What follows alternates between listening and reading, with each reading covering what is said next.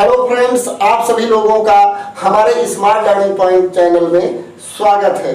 यदि आप लोग नए हैं तो हमारे इस स्मार्ट लर्निंग पॉइंट चैनल को सब्सक्राइब कर लें, जिससे कि इंग्लिश के बारे में, कानून के बारे में, ज्ञान विज्ञान के बारे में और जनरल नॉलेज के बारे में आप सभी लोगों को महत्वपूर्ण जानकारियाँ प्राप्त होती रहें।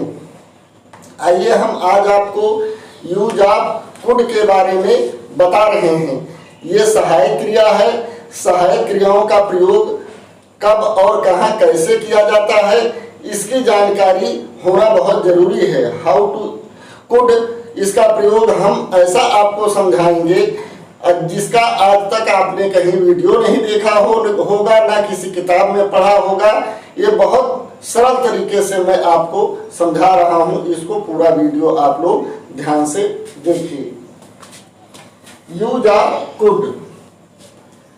नंबर 1, कुड के साथ वर्ब का फर्स्ट फॉर्म आता है।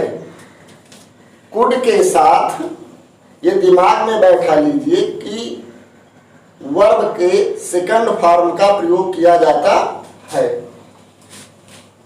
भूतकाल की योग्यता को व्यक्त यानी दर्शाने के लिए इसका प्रयोग किया जाता है।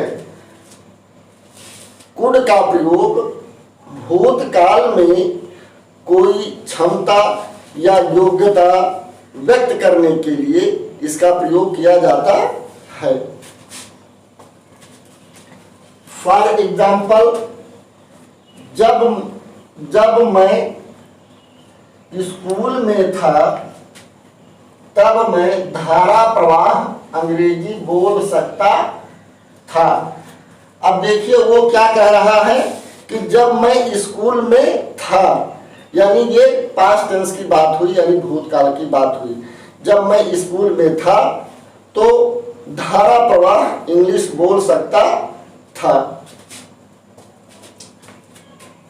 When I was at school, तब के लिए यहाँ कॉमा लग गया, comma, I could speak English fluently।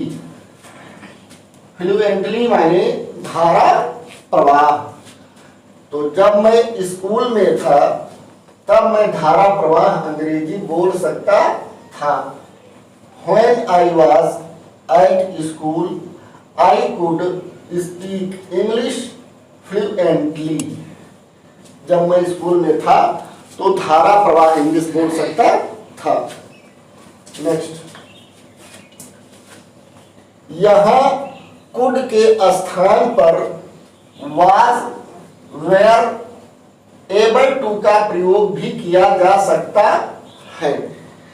यहाँ आप ध्यान दीजिए, दूसरा रूल कि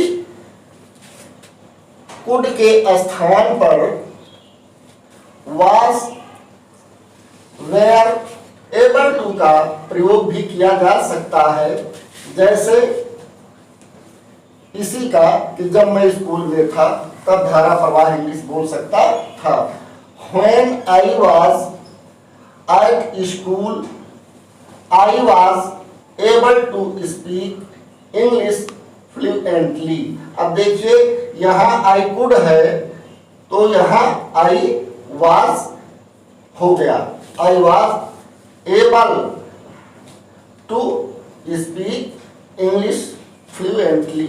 ठीक है, तो ये दोनों नियम ध्यान से दिमाग में बैठा लीजिए जिससे कंफ्यूजन ना हो। नेक्स्ट, मैं नहीं कह नहीं सका। मैं नहीं कह नहीं सका। I could not say no। Right, I could not say, मैं नहीं कह सका। क्या नहीं कह सका? नहीं यानी नो। नेक्स्ट, संभावना व्यक्त करने के लिए कुड का प्रयोग किया जा सकता। संभावना जहाँ व्यक्त की जाती है वहाँ भी कुड का प्रयोग किया जाता है। जैसे वो घर पर हो सकता है, He could be at home, वो घर पर हो सकता है, इसमें संभावना है, यानी वो घर पर हो भी सकता है और नहीं भी हो सकता है, अर्थात संभावना है कि वो घर पर हो सकता है। तो यहाँ पर कुड का प्रयोग किया गया। कुछ भी हो सकता है, तो ये भी एक संभावना है कि कुछ भी हो सकता है। एनीथिंग, देखिए ध्यान से, एनीथिंग कुड हैपन, अर्थात कुछ भी हो सकता है। तो यहाँ पर दोनों में संभावना ही है कि वो घर पर हो सकता है, दूसरा है कि कुछ भी हो सकता है, तो यहाँ पर कुड का ही प्रयोग किया जाएगा। नेक्स्ट, कायन के अधिक नम्र के तौर पर अनुमति लेने अथवा विनती करने के लिए भी कुड का प्रयोग किया जाता है।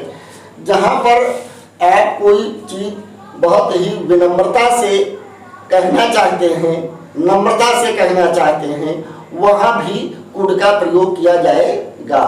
जैसे, क्या तुम मुझे 100 रुपये उधार दे सकते हो? देखिए, जब आप किसी से उधार मांगेंगे तो आपका लहजा विनम्र होगा उधार मांगने में। तो यहाँ अगर विनम्रता का आशय है तो भी कुड का प्रयोग किया जाएगा। कुड यू लैंड मी ये 100 रुपीज, यानी क्या तुम मुझे 100 रुपये उधार दे सकते हो। नेक्स्ट, क्या अब हम जा सकते हैं? क्या अब हम जा सकते हैं? ये विनम्रता से आदमी पूछ रहा है कि क्या अब हम जा सकते हैं, तो यहाँ भी कुड का प्रयोग किया जाएगा। देखिए, could be go now, could be go now, क्या अब हम जा सकते हैं? Could be go now. Next, क्या मैं तुम्हारी किताबों का प्रयोग कर सकता हूँ? भाई, आप किसी की किताब को मांगना चाहते हैं कि आप उसका लाभ उठा सकें, प्रयोग कर सकें, तो यहाँ भी एक विनम्रता का ही भाव होता है, जहाँ पर कुड का प्रयोग किया जाएगा। देखिए, क्या मैं तुम्हारी किताबों का प्रयोग कर सकता हूँ? Could I use your books. तो आप लोगों ने यूज ऑफ कुड के बारे में ये सारा पॉइंट्स ध्यान से अपने दिमाग में बैठा लीजिए, जिससे कि कुड के प्रयोग में, यूज में आप कंफ्यूजन ना हो और अच्छी तरीके से आपको रिस्पांस मिल सके। देखिए, ये तो रहा हमारा यूज ऑफ कुड के बारे में। पिछले वीडियो में हमने हाउ टू यूज कैन के बारे में भी बताया है। अगर आप उसका पूरा डिटेल देखना चाहते हैं तो हमारे स्मार्ट लर्निंग पॉइंट चैनल के प्लेलिस्ट में जाकर के देख सकते हैं। और इसी तरीके से आप इंग्लिश के बारे में, कानून के बारे में, ज्ञान विज्ञान के बारे में, जनरल नॉलेज के बारे में अच्छी जानकारियाँ और चाहते हैं तो उसका आप लाभ उठा सकते हैं। लेकिन लाभ कब उठा पाएंगे? जब हमारे channel smart learning point channel को आप सब्सक्राइब कर लें, जिससे कि नए नए वीडियोज आपको प्राप्त होते रहें। Thank you for watching this video.